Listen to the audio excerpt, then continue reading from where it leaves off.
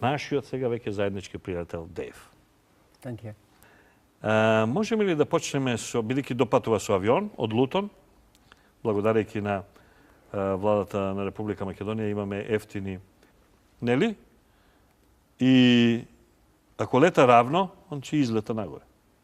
Нели би требало за да ја планетава да седи постојано на 10.000 метри, он треба постојано да понира надоле. Така? А ако лета само равно, он треба да излета во космосот. Да појдеме со тој дел. Right. Well, as you say, if a pilot is flying around the curve of the Earth, then he should be dipping the nose down every 5 minutes. He should be dipping the nose down to stay around the curve. But the thing that really got me interested was, as you say, the gyroscope. In a plane, there is an artificial horizon, okay, and it's based on a gyroscope. And if you spin a gyroscope on a surface, it will want to stay upright. You can twist and tilt the surface as much as you like, the gyroscope will stay upright. So if a plane has a gyroscope and it starts following the curve of the Earth, the gyroscope would stay upright, which means the artificial horizon will start to roll backwards. But it doesn't. That's absolute proof that a plane flies over a flat surface rather than a curved one. Because I asked the pilot on my last flight, do you ever notice the artificial horizon rolling backwards? He said, no, but the artificial horizon has complex electronics in it to make sure it knows where it is on the Earth and it compensates. But I went to the manufacturer of the artificial horizon and they confirmed to me that it's completely mechanical, nothing electronic in it whatsoever.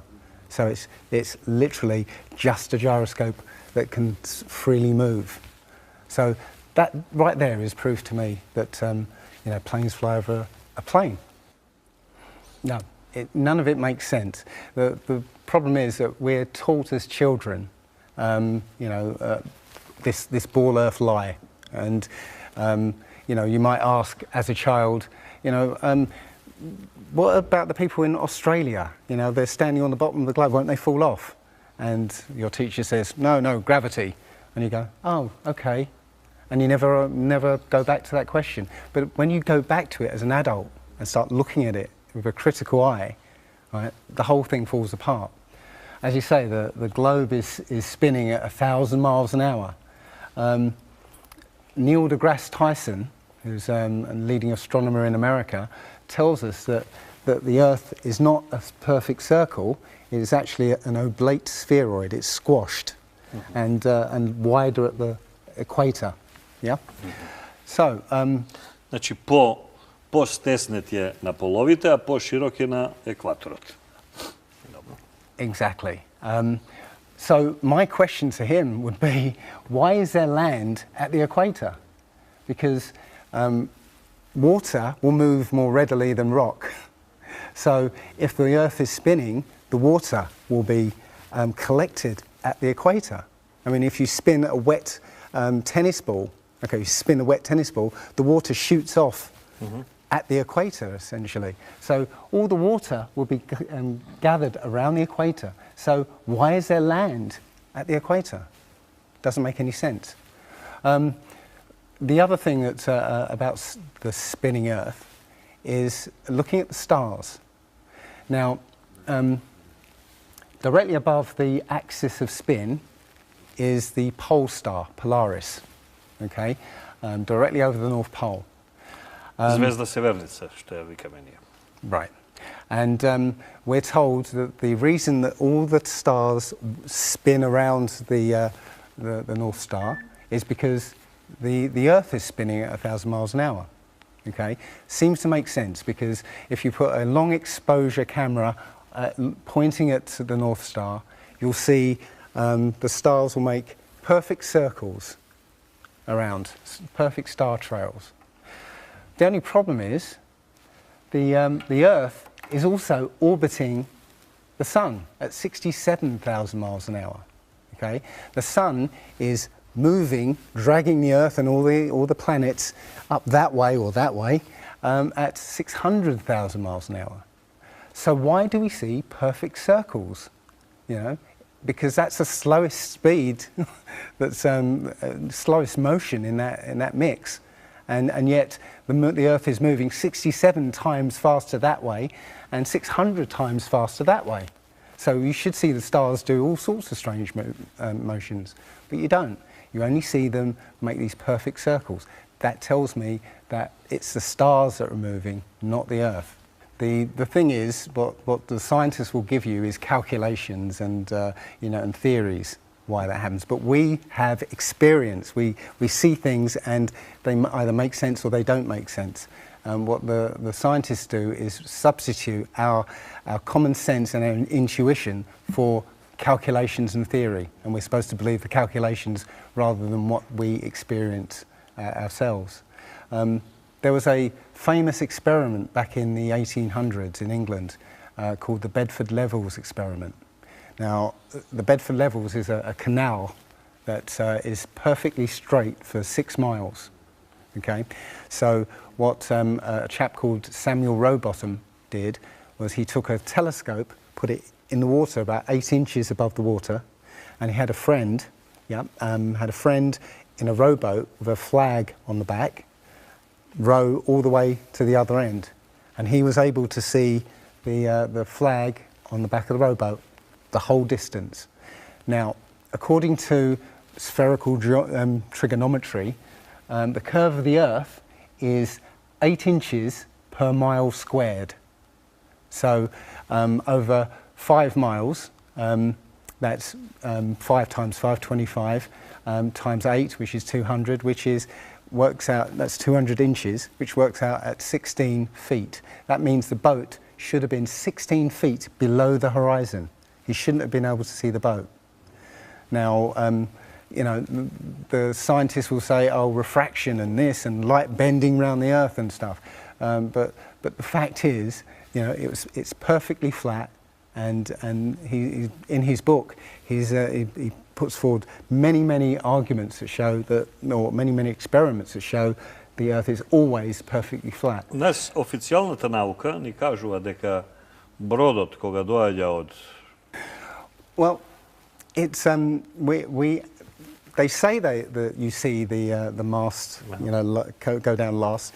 It's literally just the way your vision works. Yeah, it's perspective and atmospherics basically. The limit of your vision is supposedly 3 miles, and then after 3 miles you're supposed to see the boat start to go over the horizon. It's funny that Neil deGrasse Tyson again says that explains that you can't see the curvature of the Earth from a plane. He says this: you can't see the curvature of the Earth from a plane because you're not high enough. The Earth is so big that you can't get high enough to see the curvature. Yet you can apparently see a boat go over the curvature over the distance of 3 miles, which doesn't make sense. А кога си на 10 километри високо, тогаш не можеш да видиш. Apparently. But the thing is, when you look out and you see a boat start to go over the horizon, if you suddenly get a pair of binoculars and look, it comes back again. And once it goes out of the sight of your binoculars, if you get a telescope, it comes back again. It doesn't go over any curve of the horizon. What we found, many people have done experiments with very high-powered zoom cameras, and they've watched a boat sail out to sea, and they've just kept trained on this boat.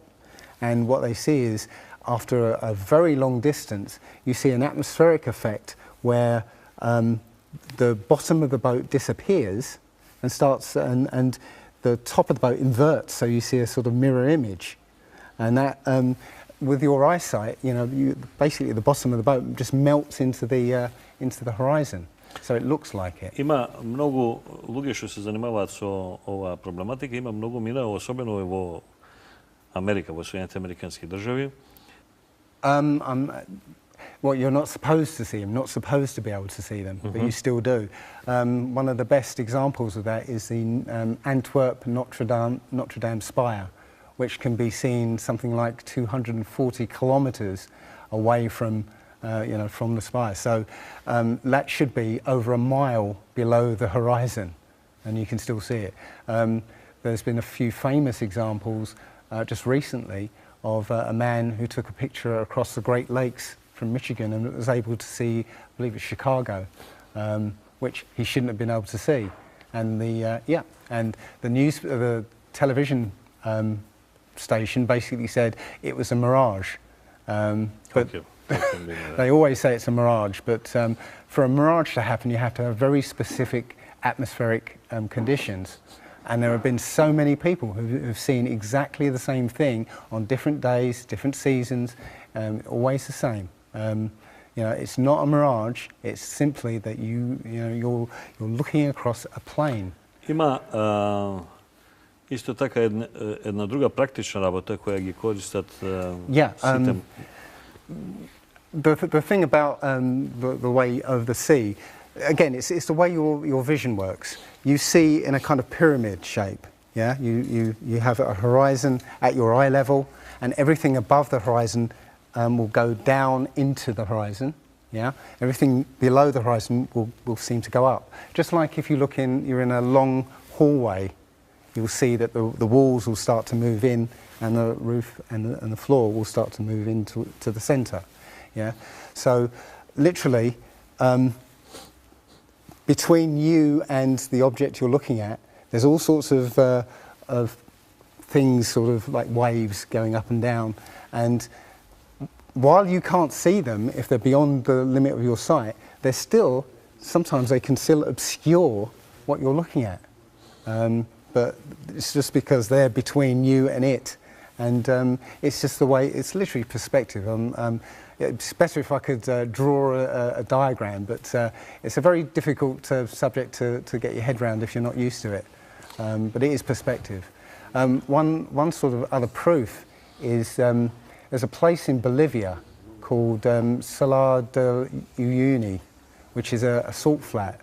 It's literally 100 miles wide one way and 80 miles across.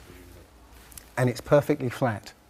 When it rains, literally you get an inch of water and it looks like a perfect mirror. Now, how does that happen on a sphere? Yeah, it shows you that, if you're one end of this salt flat, you can see perfectly clearly the other end 100 miles away. So it's just showing you that, the Earth is flat, and without the effect of the waves in the sea, you'll be able to see a whole lot further. Exactly, it's a schoolboy mistake. It's somebody given the task to mock up the Earth in the moon's sky. You immediately think, well, it should be about the same size as the moon. If you don't think about it, you'd make it the same size. So yeah, it's just a schoolboy mistake.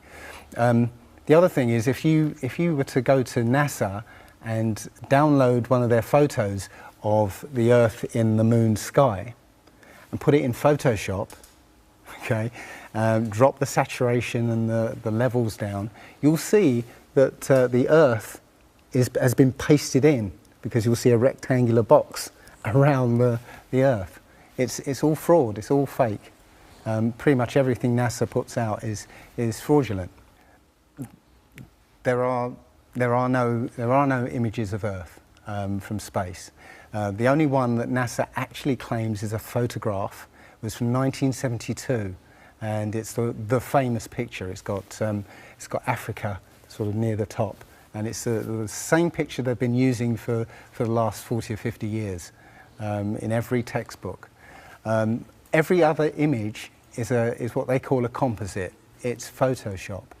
And many of us have been looking at these images of Earth, including the one they called the Big Blue Marble, which was released in 2002, I think. Again, when you zoom into it with Photoshop, you'll see where they've they've used the clone tool in Photoshop to take a picture of one of the clouds and stamp it in various places around the picture. They got lazy. In another image, they've even photoshopped the word sex in the clouds, which is a subliminal tool they use to get people to sort of relate to something. They literally, you can look at this and you can find it on NASA's website.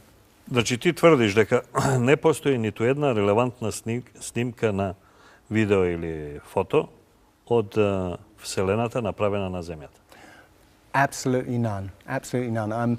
In a video I'm working on at the moment, I've got a video from what they call the Galileo space probe. As it left Earth, it took a series of shots of Earth, apparently, and you see that over the course of 25 hours, the clouds never move. Okay.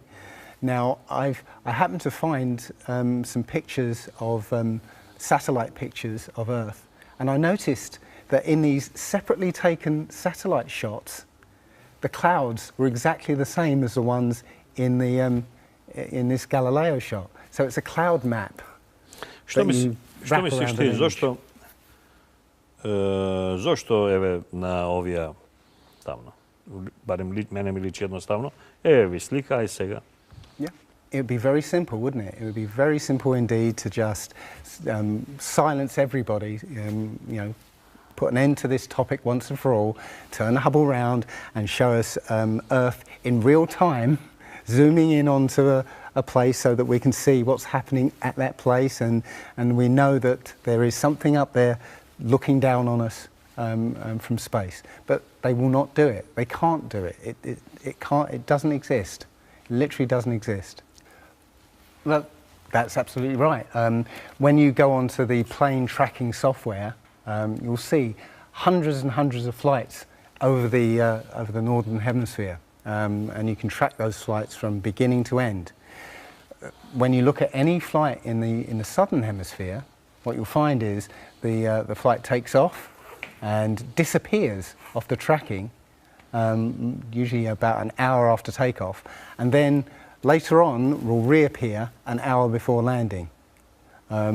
Now, there's no explanation for it. I mean, the point is that distances are very different, and distances and flight plans are very different on the flat Earth than they are on the ball. And when you look at flights in the southern hemisphere, they make some really crazy, you know, sort of deviations.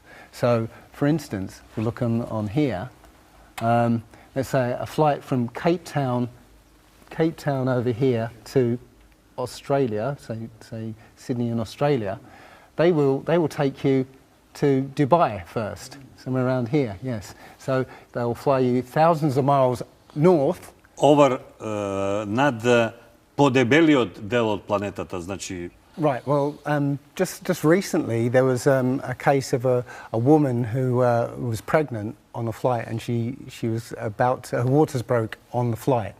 And I think it was from the Philippines to Los Angeles. Mm-hmm. And again, if you look on this map, you're from around here somewhere to here. Okay.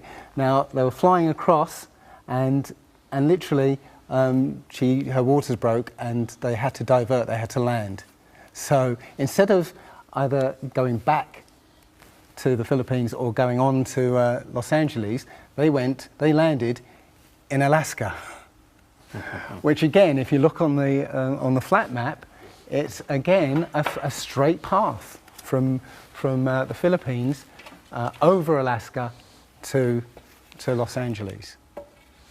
Да, во тој случај се гледа дека од Филипините, кој е овде некаде, кога би летал до Лос Анџелес, кој е овдека, точно прелетува преку Аљаска.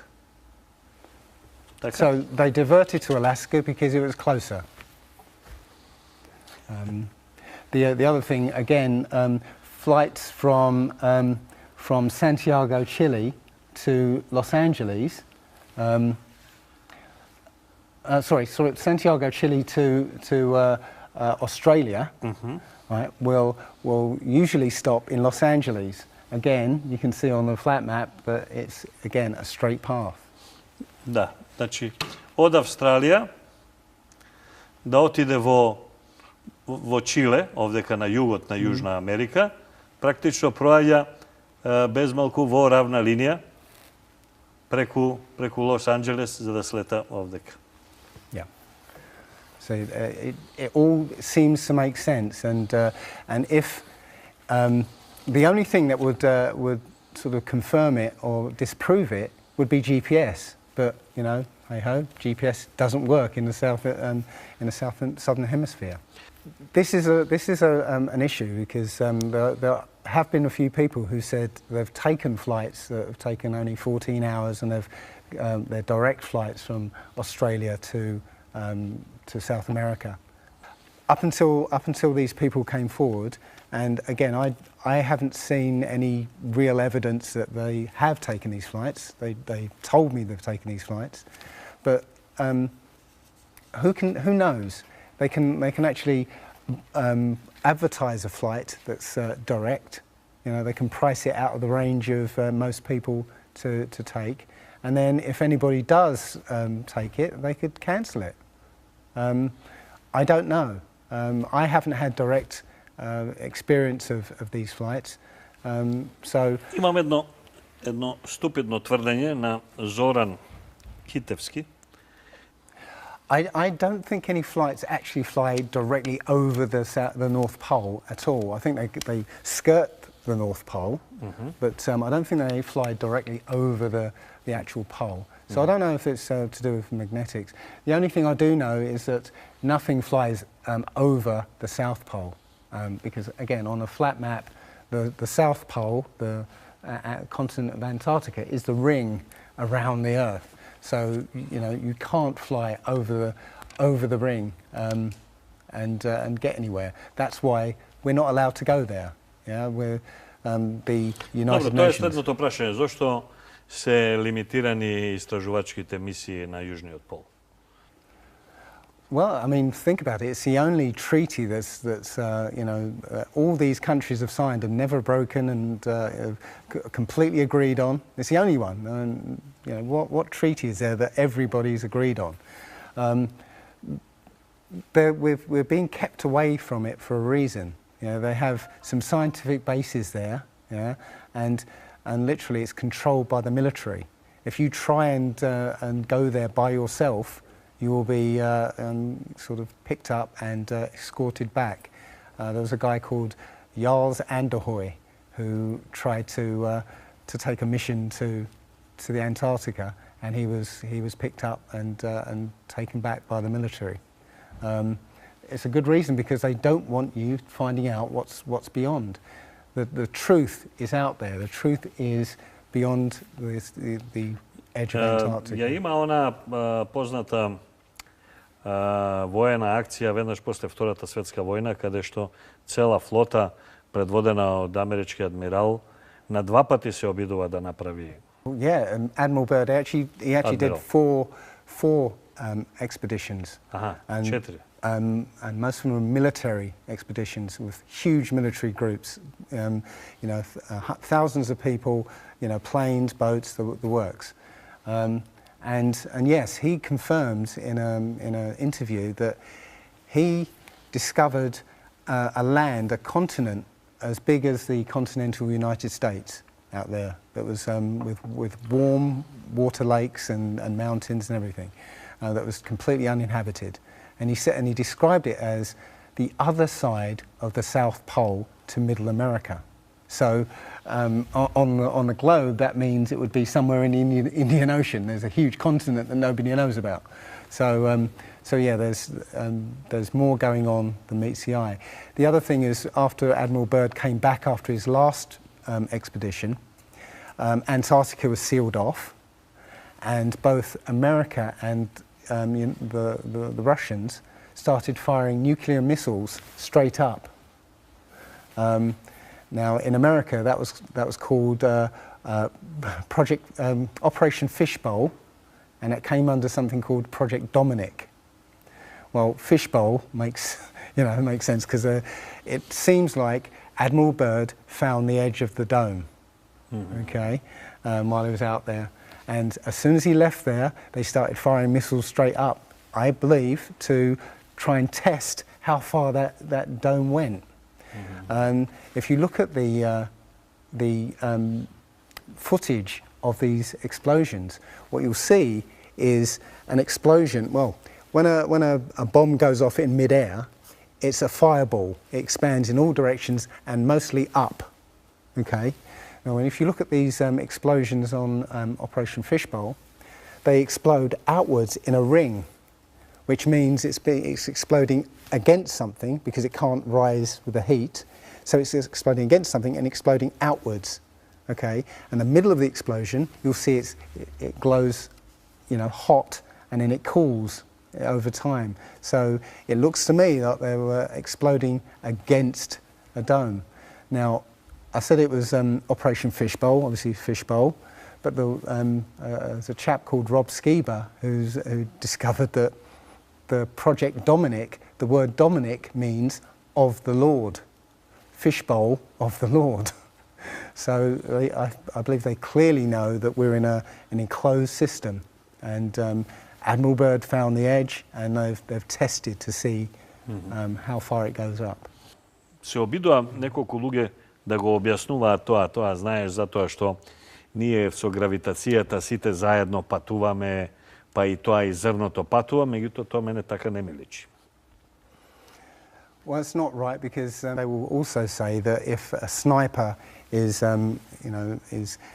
trying to hit something a great distance, a couple of miles away, they have to take into consideration the spinning of the Earth, because they say that as the bullet leaves the muzzle of the gun, it's now independent of the rotation of the Earth. So, the Earth will spin away from where the bullet, and you have to take that into account. They say that about artillery shells as well, but it's not true. If that was true, a sniper would have to spend ages and ages calculating how to make that shot, and they don't. They literally take into consideration the wind and the elevation, and they don't take the Coriolis effect into consideration at all. Also, planes. If that works for bullets, if bullets, as soon as they leave the Earth, they're now independent of the spin, then why doesn't it work for planes? Yeah. There's a video on YouTube that actually tries to explain that the Coriolis effect works by using the example of a paper plane. You have to throw it. If you throw it north, the Earth will spin and the plane will land sort of, east. But if you take the idea of a real plane, a plane would have to aim north to go east in that case. But that's not what happens. And if that was the case as well, planes would have to land on runways that are moving. And that would be impossible. So која брзина? Well, at the equator, it's just over 1,000 miles an hour. 1000 милји. Yeah. They'll never ever get to their destination. And, how is it that a flight from... Maybe if you go reverse. But how is it that you can take a flight from London to New York and it will take exactly the same time as a flight from New York to London? Yeah. One's with the spin of the planet and the other one's against it. So it doesn't make sense. They'll say that the whole atmosphere is moving, with the planet, but that doesn't make sense either, because the atmosphere, say it's that thick, the top layer of the atmosphere will be moving slow, and as further you get in, will be moving faster. So how, if everything is moving like that, how do you get a light breeze that blows against the spin of the planet? How do you get a breeze that goes from north to south? Yeah. Како дува ветерот, значи контра од движењето. Yeah. It just doesn't make sense. And again, science will give you calculations and you know, esoteric ideas, but you know, you can go out and look for yourself, and you'll see, you know, you'll see what makes sense and what doesn't. The other thing is that, you know, we have senses to be able to sense acceleration. Yeah, you get in a car and somebody puts their foot down, you know, and you get thrown back in your seat. You can feel the acceleration. Yeah, you can feel changes, very minute changes of acceleration. Yeah, so how is it that if you live up here in Macedonia, yeah, which is spinning at maybe 700 miles an hour, yeah, because the speed it's spinning is slower than this speed. So if you took a flight down to Africa, yeah, on the equator, why don't you feel the change in acceleration? You know, you have these senses that will register the slightest change, yeah. But you get off the plane there and you don't feel dizzy, you know, because now you're moving a lot faster. So no, it doesn't make sense. А што станува со скокот на Феликс Баумгартер? Многу мина го сметаат тоа за доказ на едната страна, а многу мина и за доказ на другата страна. Бидејќи кога ќе се види од каде има рипнато Феликс Баумгартер, тоа е све равно. Далечината таму е рамна, хоризонтот. Well, you know, you saw from his balloon when he stepped out on the platform, you know, the curvature of the Earth. Yeah, it looked very obvious. Oh, everybody pointed it and said, "Oh, look, there's a curvature." But when you actually looked at the ground, when you looked at the Earth, well, it was New Mexico. That's where he jumped. The whole Earth that you saw there was New Mexico. So if that was a curvature, the Earth must be very, very small indeed, and New Mexico must take up a huge part of it. Yeah, it was a fisheye lens to curve that, to make that curve. And when he jumped, it took, I think it took him like 2 hours to get to that height. Yeah, he went straight up. In that 2 hours, the Earth should have rotated away quite a distance, but I think he only landed something like 70 kilometers away from where he sort of went up in the first place, and that can be you know, attributed to the wind, you know. So no, I mean that there's no proof whatsoever. There is no argument. I mean, just looking at, oh good grief, just looking at a balloon in the air, literally in a distance, you should see the balloon actually start tilting over. If it's moving away from you, again, it will be. If it's moving away from you, it will tilt with the Earth. Yeah, you should see a distant balloon tilt over. You should see a city in the distance with its, you know, the skyscrapers tilted away from you. You never see that. You never see anything tilted away from you, which you should see. Yeah, if you can see, like Michigan, from Michigan to see the Chicago, as I said in that earlier example, the buildings should have been tilted away, but they weren't. They were straight up. Yeah, there's so much. There is so much to this. As I said, if you start looking and asking questions about the very basic things, you'll find that the answers you were given as a child just do not make sense. Мора да е округла, затоа што нема друг начин да се потврди менувањето на денот и ноќта. Okay. Well, so the idea there is that it must be a globe because you know, the sun. If the sun's here, then it's got to be dark on the other side. Well, the thing about the sun is that we're told it's 93 million miles away. It's not. It's actually something around 3,000 miles away, and about 34 miles across. That might sound really crazy, but if you look at look out on a day that's got broken cloud, you'll see that the sun rays will come out at an angle. Most people have seen this.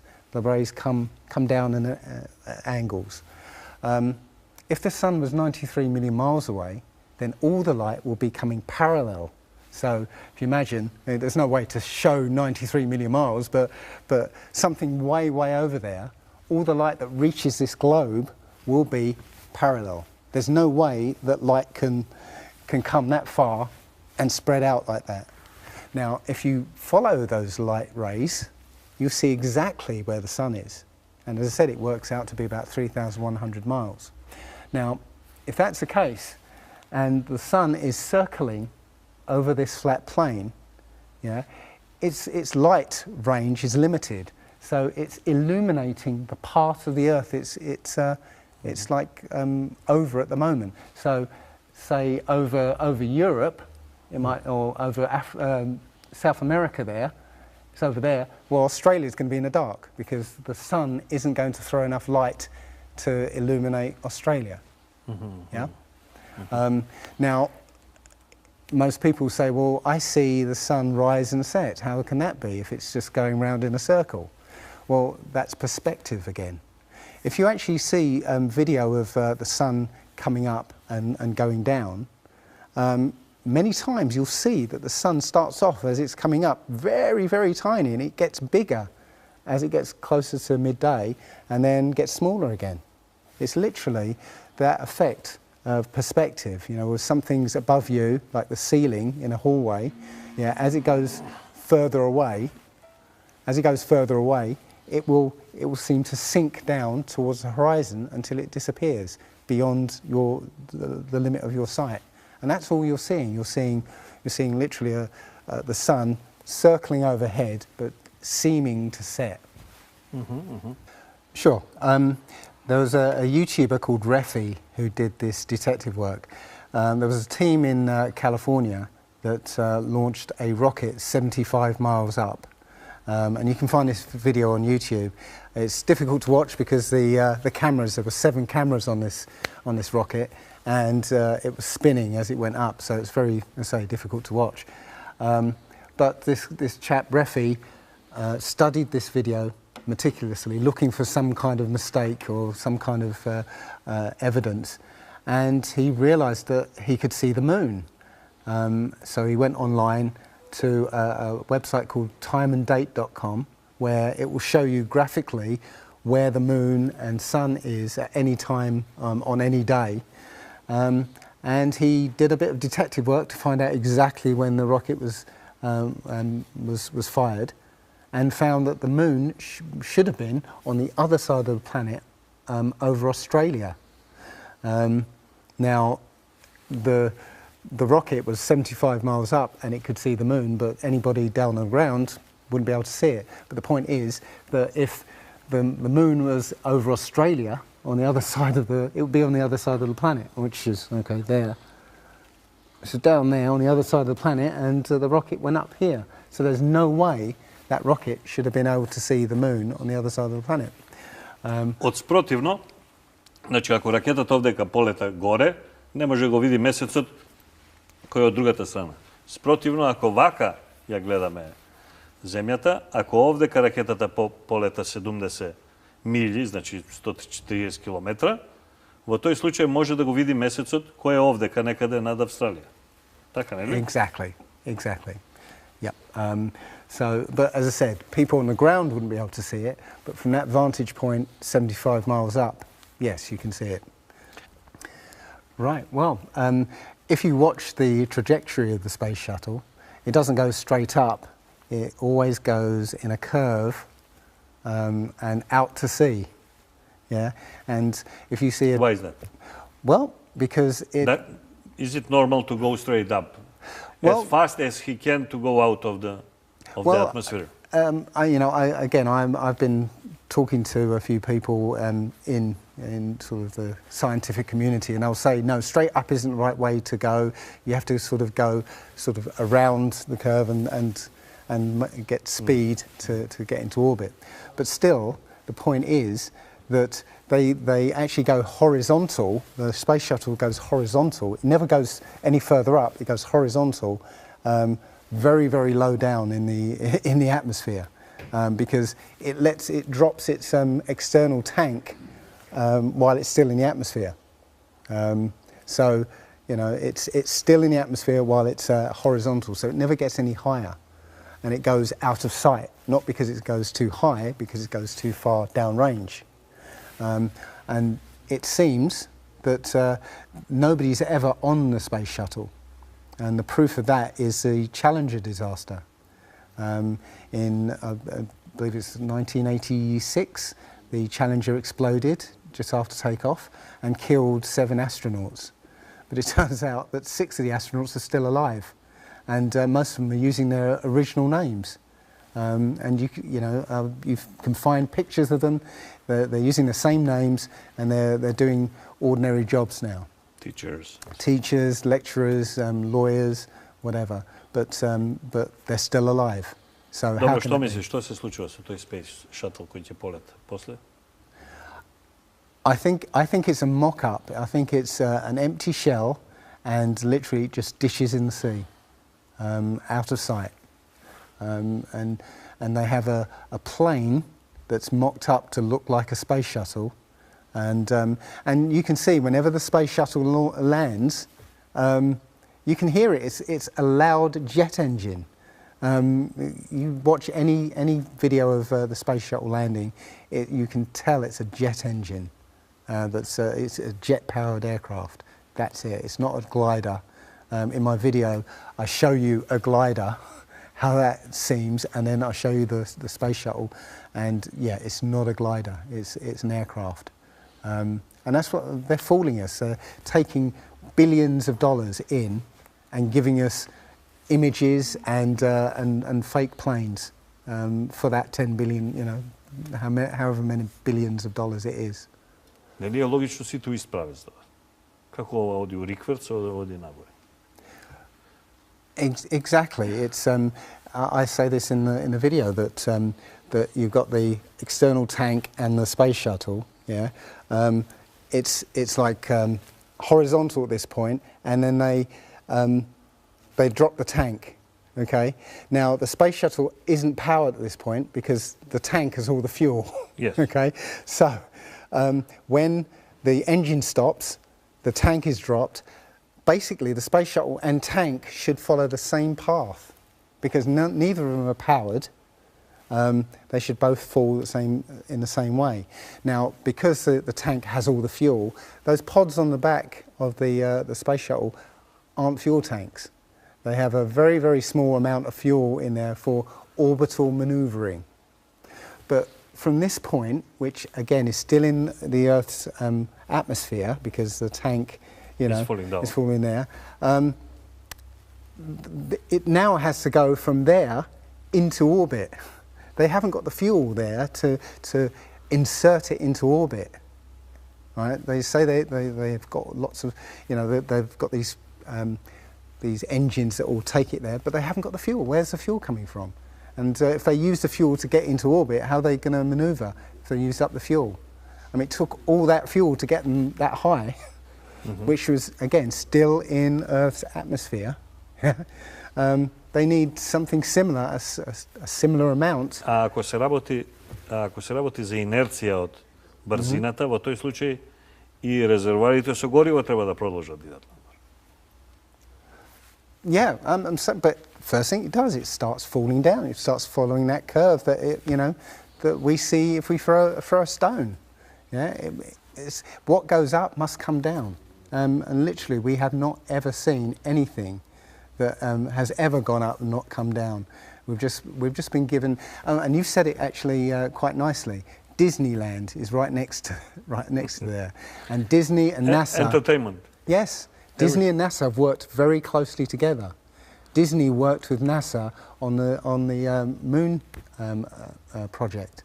Yeah, they made it. They filmed it so that it would be entertaining for the masses. Yeah, and they're still working with NASA so that you know we believe. What do you think about Stanley Kubrick testimony? I saw a fake one recently. There was a fake one that did the rounds, but I absolutely believe that Stanley Kubrick, you know, filmed the moon landing. I think that in Pinewood Studios in London. Yes, and I think that he left a few clues just to say so that, you know, like Michelangelo. Yeah, so that we eventually would know that this was his work. Yeah, I did this, and. There's no doubt in my mind. I mean, you know, you start looking at the evidence. Yeah, I mean, there's so much to it. How can there be so many multiple light sources? You know, all the shadows converging, and when they show the so-called sun, yeah, it's a big light bulb. You know, and space has texture to it when you sort of look for it in Photoshop and stuff. You know, it's a joke. It was meant to fool people in 1960s. И прашината која се дига кога ја стапнува ногата, таа нема логика со гравитацијата на месецот. Right, so you got like clear footprint, but yet you don't have where an impression where the pads of the lunar lander were, or a blast crater where the engines were blasting downwards. There was no sort of thrust or anything that was visible from the and also the camera followed the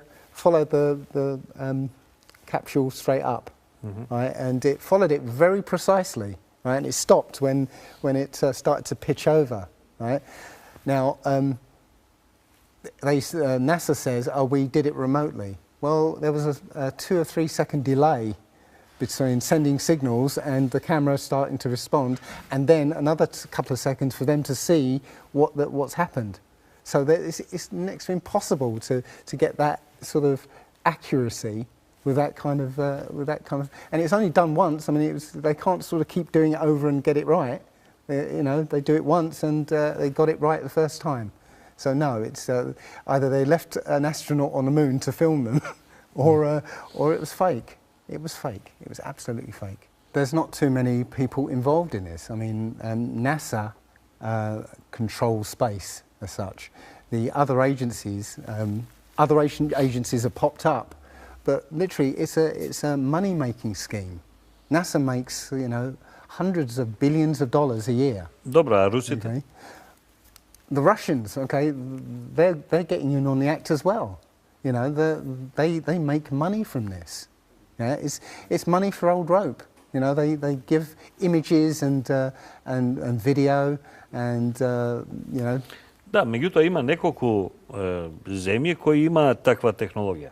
Индијците, кинезите, Европа, па дури и Северна Кореја. And have you seen the imagery that they put out? The Chinese have put out, or I think it was the Japanese that put out images of Earth from the moon, and it looks even more fake than NASA's ones. It's a money-making scheme, and they're all joining the bandwagon. People believe in space, so they'll pay for it.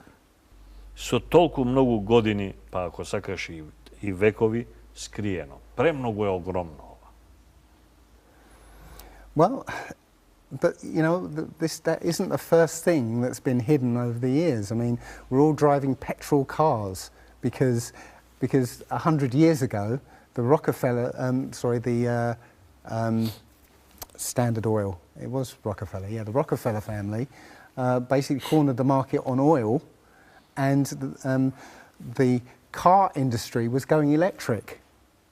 So, you know, all cars would have been electric from the get-go, but they basically forced everybody to use petrol cars, and have hidden this secret. And literally, you know, we could be running around in electric cars that have unlimited mileage by now, but we're still using these 100-year-old machines, dirty machines, because of a secret that's been kept. It's easy.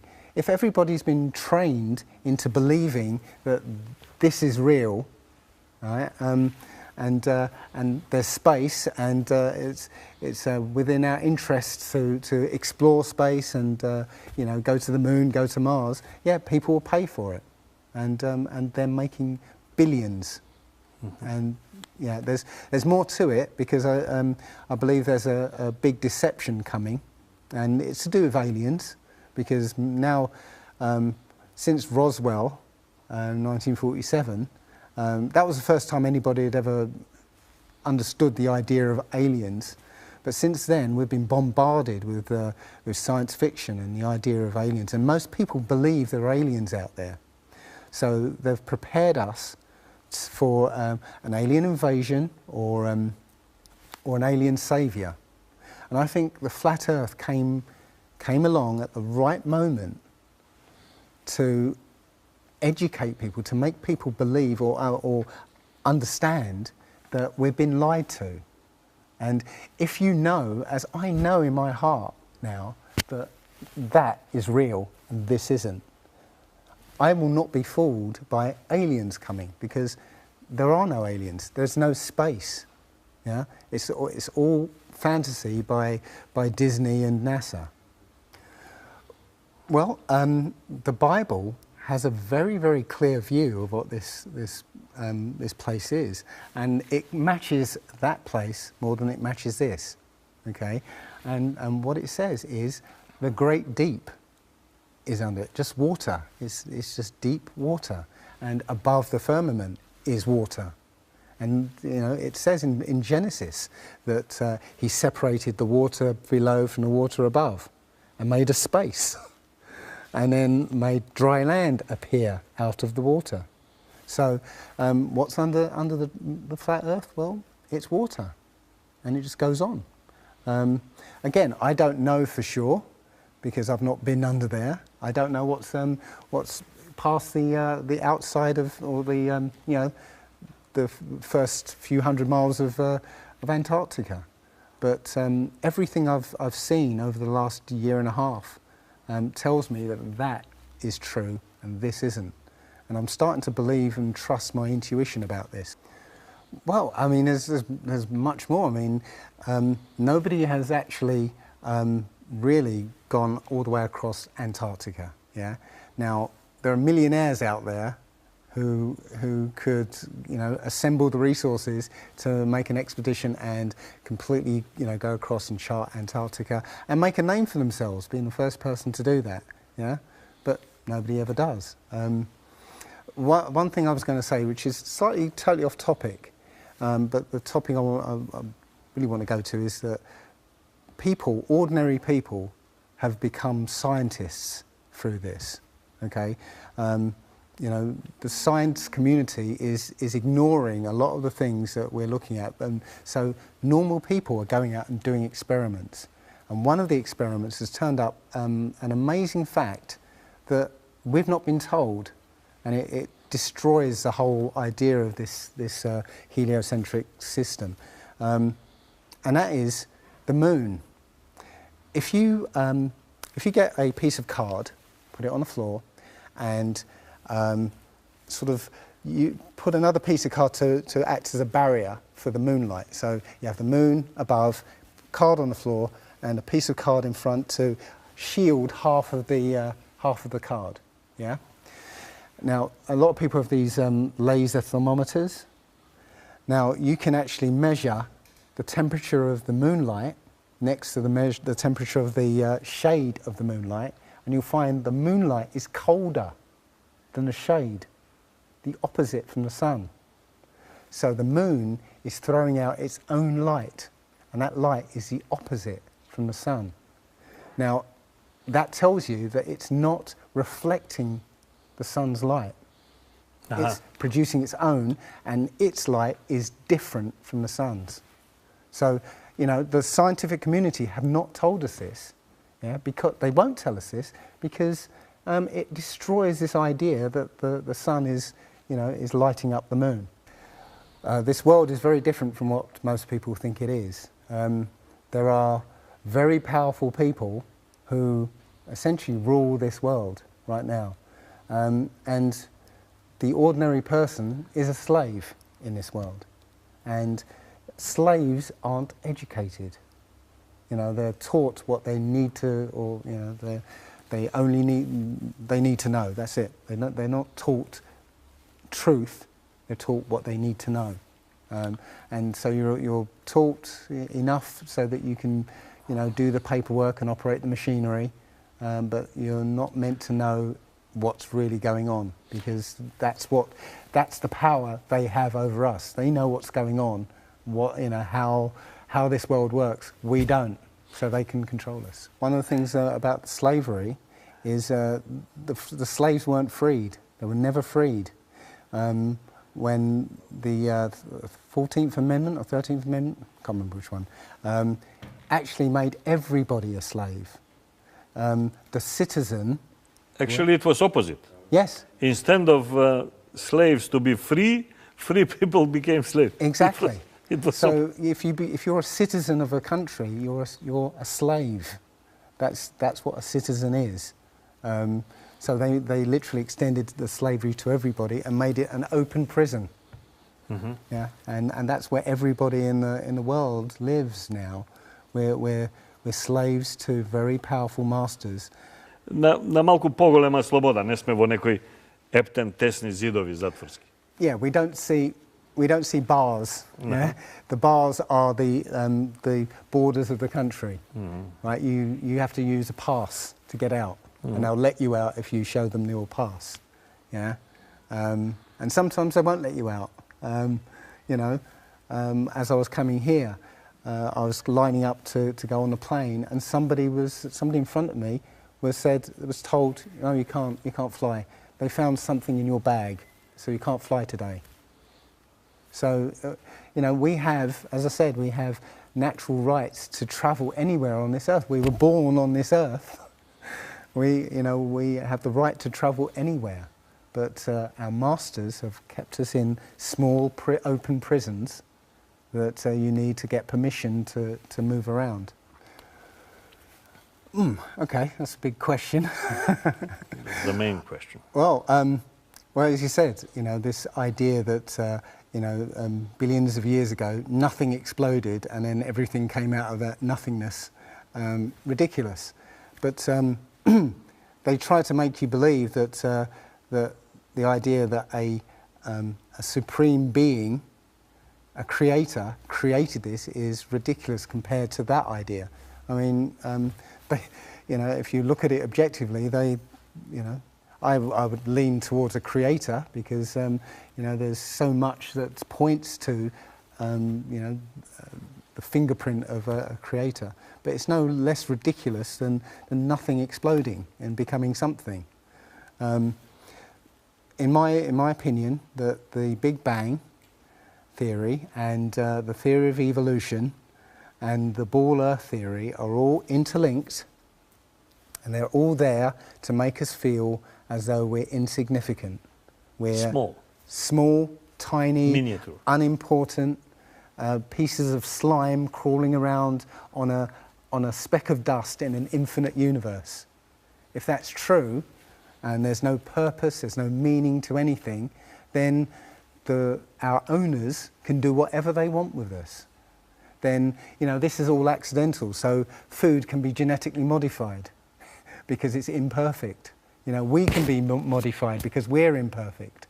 If we realise that this is the universe, and complete universe. Yes, this system is everything. Is everything. Everything that NASA has put out is CGI, is fake. Okay, people say, I think you mentioned it. If you look out into the universe, you see that the moon is round, spherical, and the planets are spherical, and so why are we flat? Well, how do you know that the planets and the stars are spherical? All you get is, if you look for a telescope, you see a flat disk. If you think you see a spherical shape there, well, it needs two eyes to resolve 3D. If you're looking for a telescope, you can't see anything in 3D. It's going to be flat anyway. So all you see is a flat blob of light. It's only NASA that's given you these beautiful pictures of so-called planets and stars. Yeah. So it's a fallacy to say, well, everything else out there is spherical, so we must be. How this is special. So why? It's like saying a basketball is round, so why isn't the court round? It's a fallacy. So this idea of a ball Earth, theory of evolution, the Big Bang, is all about making us feel nothing so that we can be used. If everybody realised how special we all are, how unique every single life is, then this whole world would change overnight. We wouldn't allow ourselves to be used by this cabal. We wouldn't allow this to be destroyed, because they're destroying it because, oh, it's just an accidental planet, one of millions. We've found other Earths, you know. Eventually, if this one gets too messed up, we'll go to another one. No, this is it. So if we all realise that, then we wouldn't allow all these things that are going on. I actually discovered an even bigger lie underneath this, which is history. We spoke about this earlier as well. But yeah, it's all about control. There are a small group of people who want to control the world, and because there's so many of us out there, you know, they can't control us directly. They can't, you know, this small group of people can't, you know, come round to all of us and control us directly. So they must use our own minds, our own hearts and minds against ourselves. And this is what they've done. They've educated us into this world, into this globe spinning, you know, heliocentric Big Bang evolution world, which makes us nothing. And as soon as we change that, when I first started looking, it was about 1.5 years ago, I looked on YouTube and there were maybe about 100 videos, not even that probably, and nobody was talking about it, right? And then over 2015, it exploded. There are thousands and thousands and thousands of people looking at Flat Earth now. And what happens is that you'll watch something or read something, and something will strike a chord in your mind, and you'll think, yeah, I've always wondered that.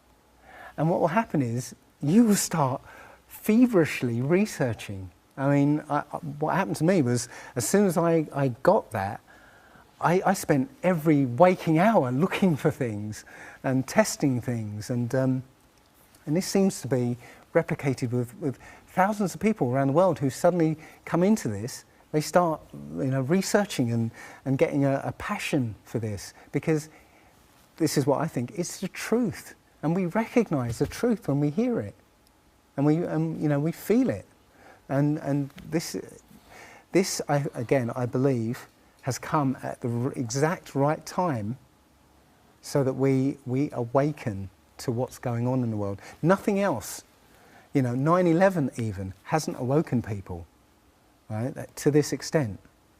You know, for me, I've been an atheist for 40 years. From the age of 13, you know, I didn't want anything to do with God and Bibles and whatever and religions. And now I know for a fact there is a creator. I've seen his fingerprint, you know, not just with the flat earth. Everything I've done in the last 5 or 10 years has led me to see that there is a creator now. And there's a great many people out there who have had exactly the same revelation as I have, and it is. I'm now following the commandments and trying to be the best human being that I can be, because I think it was a guy called Kent Hovind who said there are only 2 possibilities: either there is a God or there isn't, and both of them are terrifying. Yeah. If there isn't a God, then nobody's in control. We're hurtling through space, and there's no plan, and there's no nothing, and you know, that's terrifying. If there is a God, then we'd better find out who he is and what he wants and do exactly what he says. And it turns out that he gave us very specific instructions on how to live. And they're not rules as in, you know, laws that you must follow because you know, or put you in prison if you don't. No, these are rules to live by, to make a harmonious world. You know, don't harm anyone, don't kill anybody, don't steal from people. You know, don't covet people's items. You know, Don't lie. Don't lie. I mean, these things are written in our hearts anyway. Yeah, but we're in a society that that legalizes all of the 10 Commandments. You know, the policemen and soldiers can kill. They're allowed to kill. Yeah, you know. Politicians can lie. They can lie. They're lying all the time. They're actually. lying all the time. Police have been told that they are allowed to lie to try and get to catch somebody. Yeah, they're allowed to lie. Everything in the Ten Commandments is legalized in this society. That tells you who runs this society. Yeah. So yeah, this is a profound movement. I don't like using the word movement, but it's a profound shift in consciousness for people because, and like any other topic that's come out in the last few years, this one has made people realise that they've been lied to. Očekujeme kako neki materijal ili dokumentaren film, akcija. What I'm doing sort of further on, yes. Well, I'm sort of in the health space at the moment, so I've been helping people with their medical problems. Literally, over the last few years, I've been experimenting on myself and friends and family and stuff, and testing out alternative therapies.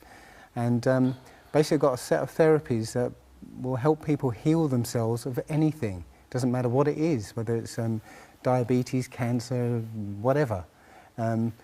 It's simply because the body knows how to heal itself if we let it do its job. And these therapies don't try and interfere medically. They actually just allow the body to use its energy and help it to do what it's trying to do, and that is to clear and cleanse the body. And as soon as you approach a so-called illness in that way, what you'll find is the illness goes away and you get younger, you get stronger and fitter and lots more energy, and your life gets better. So I'm on a quest now to basically go around helping people with this knowledge. And I've written a book as well called the Human Body Owners Workshop Manual, and that's out there. So that's what I'm sort of focused on as well. And I'm doing some more research into history, into human history, the whole deception behind it. I'm hesitant to put it out because it's going to upset a lot of people, because human history is a lot stranger than most people realise, and the thing that is going to be difficult for some people is that it's biblical. Everything that's going on now is biblical. It's straight from the Bible, and not the Roman Catholic Bible, because that's been hacked to pieces, but there's a King James Bible, King James 1611, and a few other ancient books like the Book of Enoch and the Book of Jasher and the Book of Jubilees. If you look at them all together, you start getting a full picture. And that picture is very dark, and you start to realise who all the players are, because nobody knows who we are. You don't know who you are. You know, I've just found out who I am, and I can look at somebody and figure out who they are. But without that knowledge, A, you don't know you're at war, and B, you don't know who you're at war against. Samo će go doполni vpečatok od što Dave go ostavi u ova emisija. Dave, thank you very much being a guest in my show. Thank you.